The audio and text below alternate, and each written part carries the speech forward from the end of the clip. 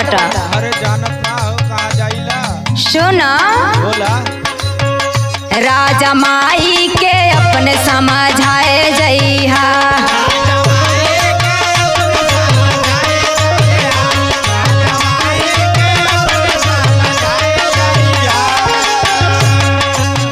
समझाए जइहा हो, समझाए जइहा हो, समझाए जइहा। ना त अलगे व्यवस्था बनाए जइहा।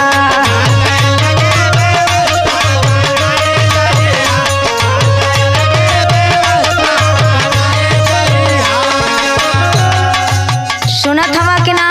सुनत रही बता। कान खोल के सुन ला। पूरा व्यवस्था कई के तब जाया परदेश कमाए। सुना बोला। चाली नायब की तोहार ना खाने।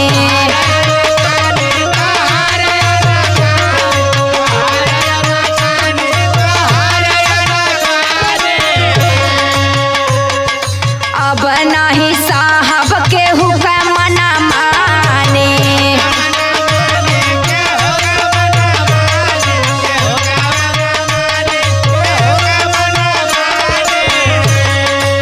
और एगो बात सुना, हई दरवाजे पे जहाँ रखले बटन सुना, अपन छेड़ी और बकरी हटाए जइहा। अपन छेड़ी और बकरी हटाए जइहा। ना त अलगे व्यवस्था बनाए जइहा।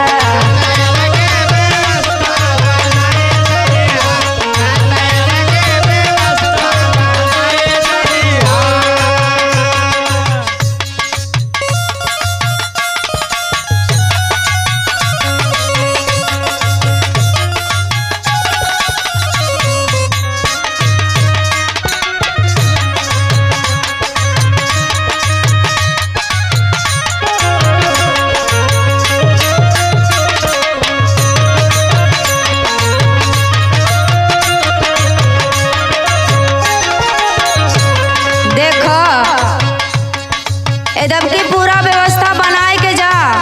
समझ गईला? अच्छा तो हमरे बूढ़ मतारी के इतना पटीदारी करते हमरे यह ना बुझात हो। सुन बोला। हरदम खिट पिट ना हमसे सहाय।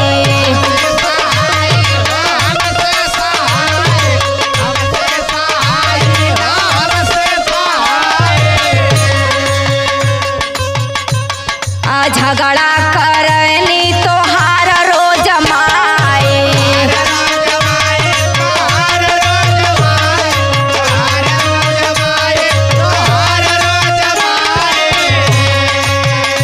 ई बूढ़ा रोज झगड़ा करेली। समझ गईला? हाँ तेरे मुँह में ताला लगल है ना। हाँ एक बात और सुन ला। बोल बोल। या त हमके नैहरवा पहुँचाए जइहा। या त हमके नैहरवा पहुँचाए जइहा। ना त अलगे व्यवस्था बनाए जइहा।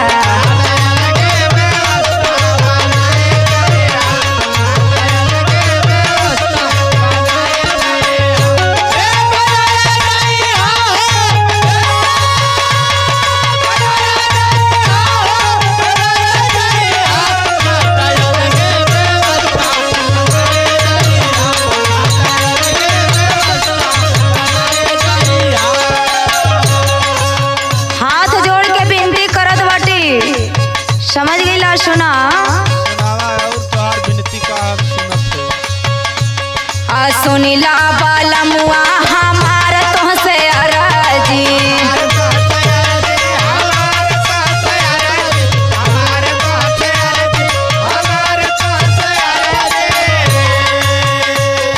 बना नहीं